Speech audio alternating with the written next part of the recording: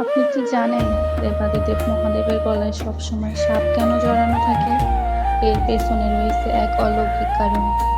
পুরাণে বলা হয়েছে, সমুদ্র মন্থনের সময় যখন অমৃতের বদলে ভয়ানক হলাহল বিষ উঠে এসেছিল, তখন পুরো সৃষ্টিকে বাঁচাতে মহাদেব সেই বিষ পান করেছিলেন। তিনি বিষ গিলে ফেলেননি, বরং কণ্ঠে আটকে রেখেছিলেন। তাই তার নাম হয় নীলকণ্ঠ। কিন্তু বিষের তীব্র জ্বালায় মহাদেবের গলা জ্বলছিল। সাপের শরীর প্রাকৃতিকভাবেই ঠান্ডা, তাই বিষের সেই অসহ্য জ্বালা কমানোর জন্য নাগরাজ বাসুকী স্বয়ং শিবের গলায় জড়িয়ে রইলেন, যাতে মহাদেব আরাম পান। তাছাড়া সাপ হলো কাল বা মৃত্যুর প্রতীক। শিব গলায় সাপ ধারণ করে এটাই বোঝান যে তিনি কাল বা মৃত্যুকেও জয় করেছেন। তিনি পশুপতিনাথ। তথ্যটি ভালো লাগলে লাইক দিন আর কমেন্টে অবশ্যই লিখুন হর হর মহাদেব।